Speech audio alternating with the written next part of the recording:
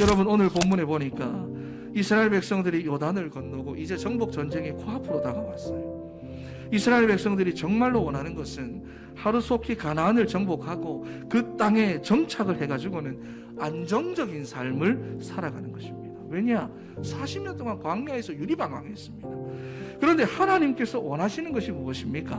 멈추라는 거예요. 거기서 멈춰라. 첫 번째로 언약 관계의 회복입니다. 여기 보니까 그때에 그랬습니다. 이스라엘과 함께 하시는 여호와 하나님에 대한 소문을 듣고는 가나안 족속들이 용기를 잃고 낙심하고 간담이 다 녹아버린 그때를 말하는 겁니다. 그러면 지금 즉시로 공격해라, 진격해라, 돌격해라 그래야 되는데 하나님의 명령은 뭐냐? 스탑입니다. 멈춰라. 더 이상 너희 진격하지 마라. 그리고는 정말로 말도 안 되는 말씀을 하시죠. 거기서 할례를 행하라는 것입니다. 그렇다면 적들의 간담은 녹았고 이스라엘 백성들의 사기는 100% 올라있는 그때에 하나님께서는 왜 할례를 하라 그렇게 말씀하신 것일까? 정복 이전에, 안정적인 삶으로 정착하기 이전에 뭐냐? 언약 관계의 회복이라는 것이에요. 여러분, 할례가 무엇입니까? 창세기 17장 말씀을 보니까 하나님께서 아브라함과 언약을 맺으실 때 하라고 명령하신 것입니다. 아브라함을 비롯하여 자손 대대로 할례를 행하여 하나님의 언약을 기억하게 해라, 하나님의 언약을 알리도록 해라 말씀하셨습니다. 그러니까 아브라함의 가문과 맺으신 언약의 표징입니다. 그래서 본문 2절 3절 말씀에 보니까 다시 할례를 행하라 그렇게 말씀을 하시는 거예요. 하나님께서 아브라함에게 약속하신 할례 언약을 재확인하고 지난 세대와는 다르게 광야에서 다 죽어 없어져 버린 그 1세대와는 다르게 언약의 백성으로서 하나님의 언약을 제대로 붙잡고 영적인 신분을 분명하게 회복하라는 것입니다. 여러분, 이유가 무엇입니까? 가나안 정복 전쟁은 하나님이 싸우시는 전쟁이기 때문입니다. 내 것이 필요 없는 전쟁이에요. 하나님의 나라를 세워가는 것은요, 세상의 방법과 인본주의와는 다릅니다. 군사적인 우위와 전략적인 유리함을 취해야 되는 게 아니라 하나님과의 올바른 관계가 전부라 그 말입니다. 그러니까 여러분, 우리는 내 삶이 빨리 안정되기를 바라고 우리의 가정이 빨리 복음화되기를 바라겠지만 정복과 정착 이전에 내가 먼저 되어야 되는 것이 바로 뭐냐?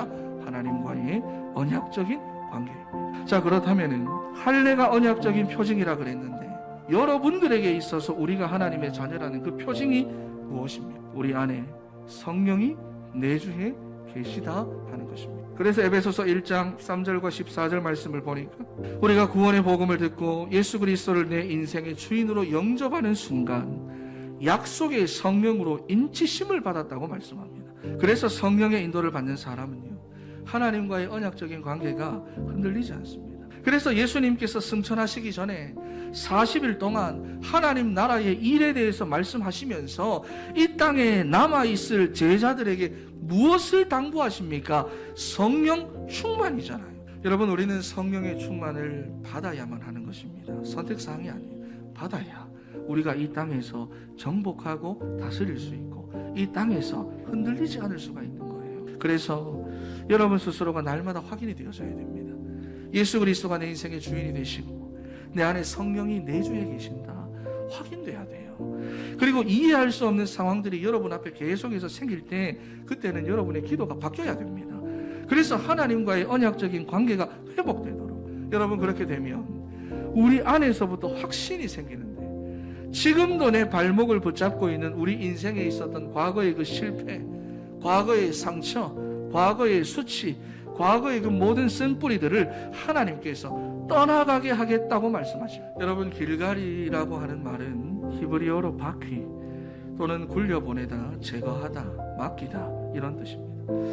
그러니까 이스라엘 백성들에게 할례를 행하신 후에 애굽에서 받았던 과거의 그 모든 수치와 상처와 멸시와 실패와 가난과 무능을 하나님과의 언약적인 관계가 회복된 오늘 이후로부터 전부 다 굴려 보내시겠다 하시는 것입니다.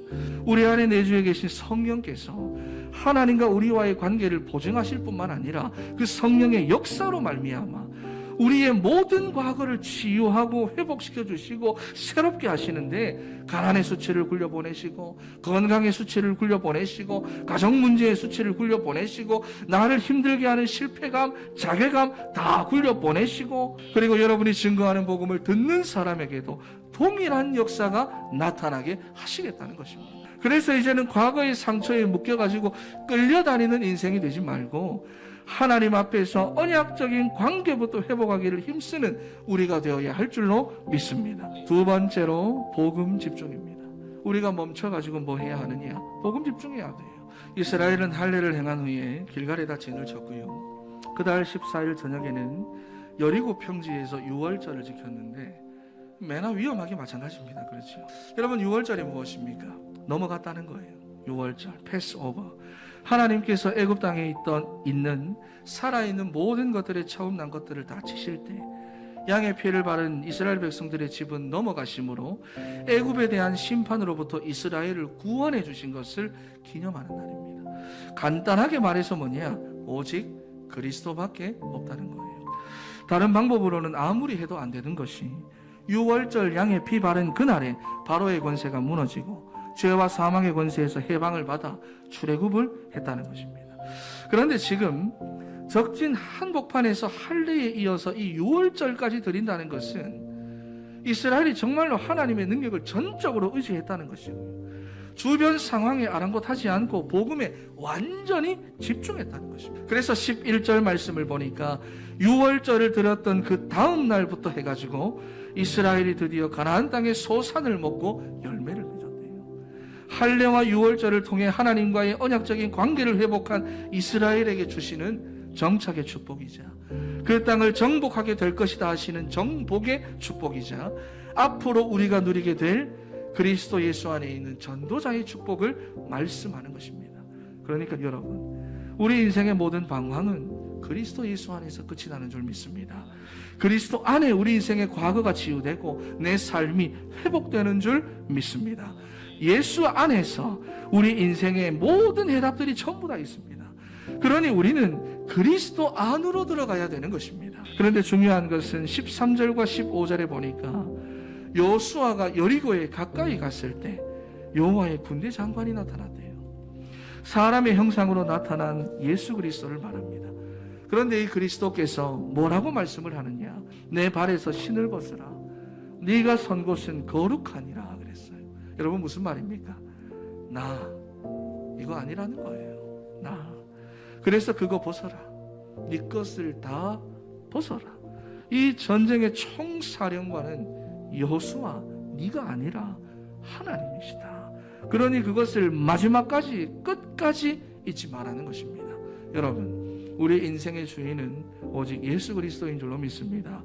끝까지 잊지 마세요. 문제 만나도 잊지 마세요. 어려움 만나도 잊지 마세요. 정신이 혼미해지는 그런 상황이 와도 잊지 마세요. 그거 잊지 말라고 말하는 겁니다. 여러분이 하는 모든 일과 삶의 모든 것들은 전부 다 하나님께 달려있는 것입니다. 그래서 여호수아가 여리고에 가까이 갔을 때 이제는 됐다 싶어서 가까이 갔는데 마지막까지 나타나셔서 당부하셨던 말씀, 네 것을 벗어라는 거예요. 너의 것으로는 안 된다는 거예요. 네 발에 신을 벗어라, 그 말이에요. 우리의 경험, 우리의 생각, 우리의 모든 것으로는 안 된다는 것입니다. 우리가 이번 한 주간 예수 그리스도를 주인 삼아 내 것을 벗어놓고 말씀의 인도, 성령의 인도를 받아 참된 승리의 삶을 살아가는 우리 사랑하는 모든 진천의 성도들 다 되시기를 바랍니다. 우리 마지막으로 옆에 계신 분들에게 다시 한번 고백하고 마치겠습니다. 하나님의 힘으로 살면 쉽습니다. 멈추는 시간을 가지세요.